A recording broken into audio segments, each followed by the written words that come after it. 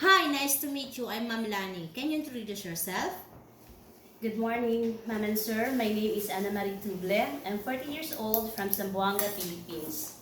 I am single, but living with my longtime partner for 19 years and blessed with 2 daughters. Um, How old are they? Ages 15 and 13 years old. So, you are a Catholic? Yes, ma'am. So, do you have any body tattoo? Yes, I do have, ma'am. I have 1 on my arm and 3 on my legs. Alright. So, you're married with your husband or you're only just living as a living partner? Live-in partner, ma'am. Alright, okay. So, how far your residence here from Manila? By plane, ma'am, it took 2 hours to reach to Manila. It's not so far, huh? So, if you work in Hong Kong, who will help you to take care of your children? My mother and my husband, ma'am. Alright, so if you get homesick, what you are going to manage to your feelings and emotions so that you are not going to homesick with your family? I'll just focus on my work, ma'am. My goal to work in Hong Kong so I will not feel homesick, ma'am. It will give me energy, ma'am.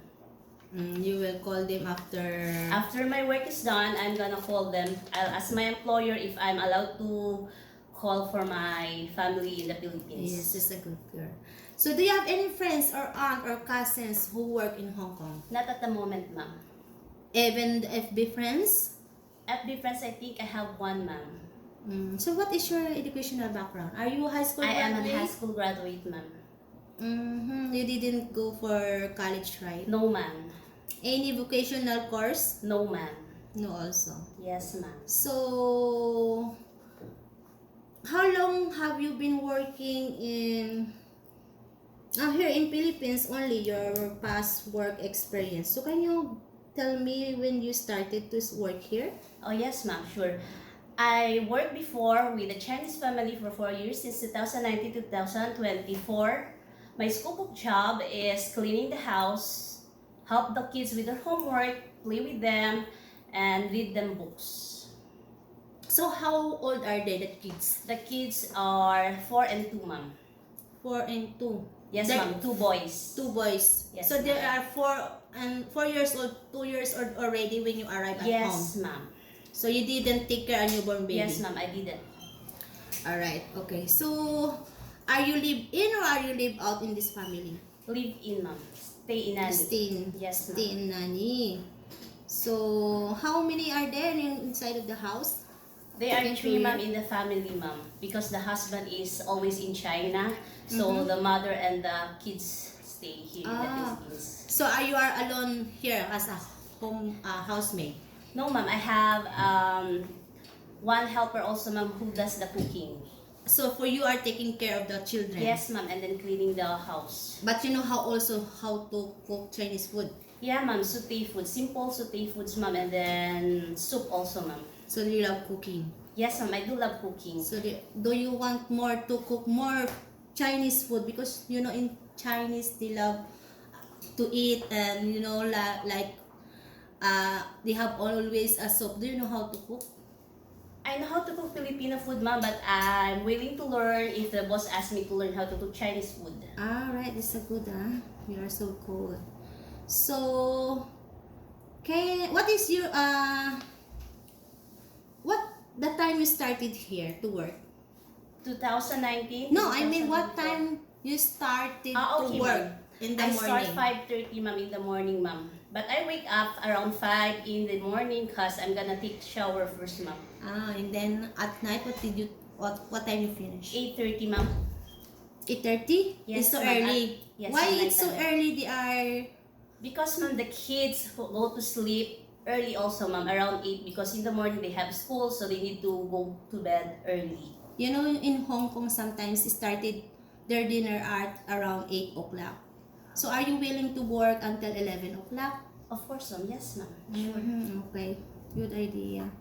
So I would like to ask you some questions about common sense, okay? Okay, ma'am. This is the question. If a baby child start crying suddenly and you are currently cooking in the kitchen, what your reaction be at that moment? First, ma'am, I need to turn off the gas range, Mm-hmm. and then I'll go attend the kids, check if the baby poop or the diaper is full of pee. Then I change the diaper, and then after that one, ma'am, I will let the baby relax first, and then after the baby stop crying, I will go back to my chores, ma'am. Okay, that's a good girl. You're so nice. You're very good.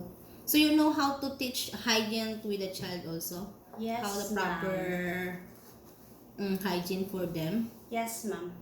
So can you speak a little bit Cantonese or Mandarin because you're working in a Chinese family, No, right? ma'am. We only speak English at home, ma'am. So are you willing to learn? Yes, ma'am. I'm willing to because learn.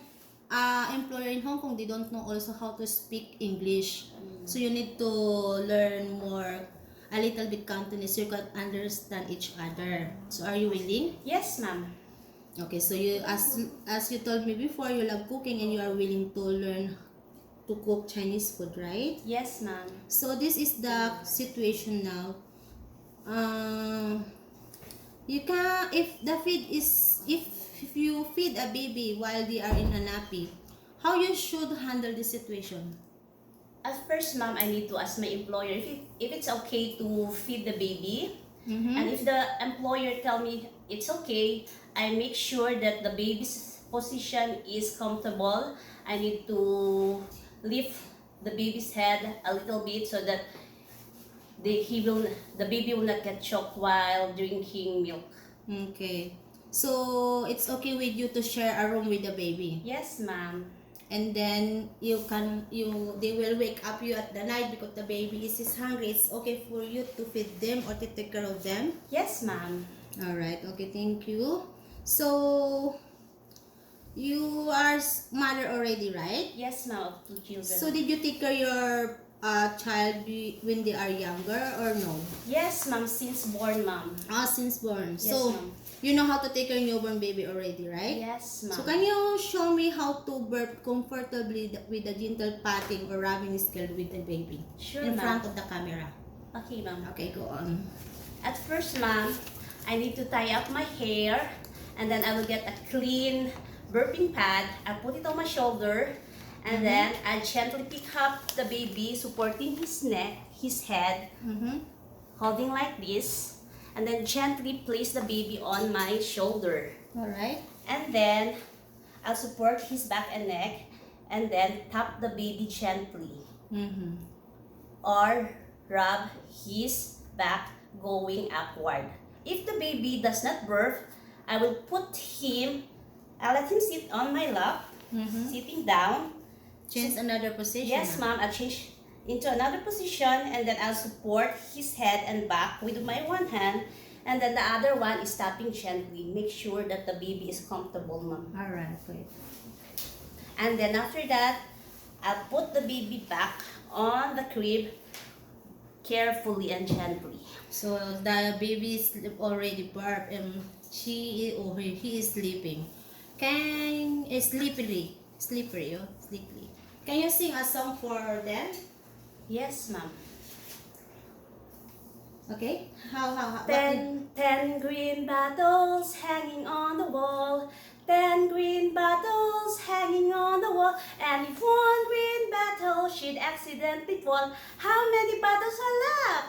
There are 9 green bottles hanging on the wall. 9 green bottles hanging on the wall. And if one green bottle should accidentally fall, how many bottles are Okay. left? Wow, thank you. You have a nice voice. Wow, very good.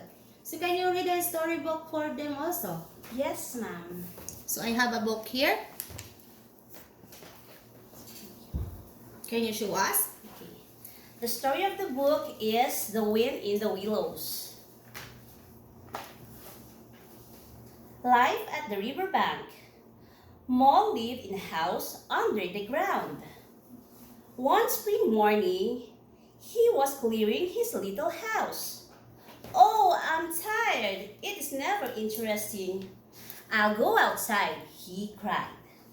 He went out and walked along in the river bank.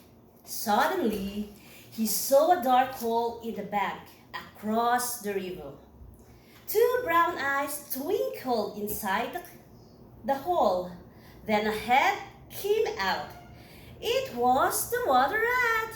The end. Ah, very nice. Thank you. So, if it's acceptable for you, the employer hired you already, and you are working with them, and then ask you for no day off on Sunday or Saturday, is this okay for you? Yes, ma'am. Because if you are going to work with your holidays, they are still paying for the extra salary. So it is okay with you, right? Yes, ma'am. It's okay, ma'am. So if the grandmother have so many things that go to bring up in your employer's house, what you are going to do if you super? First, ma'am, I'm gonna greet the nene. Good morning, ma'am. And then, if she's carrying a lot of bags, I'm gonna ask her if she needs help.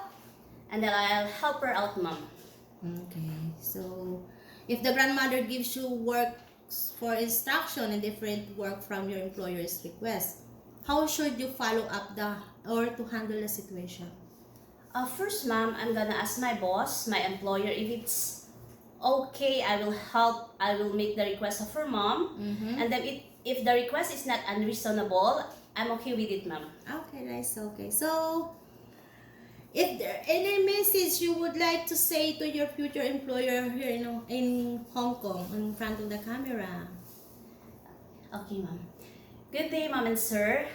I'm Anna Marie from Philippines. I hope you will choose me and hire me and give me an opportunity to work with your family. I am an honest, dependent, and loyal person. I can easily adapt to any situation. Hope to see you soon in Hong Kong. Thank Alright, you. see you soon. Also in Hong Kong. Bye-bye. Bye.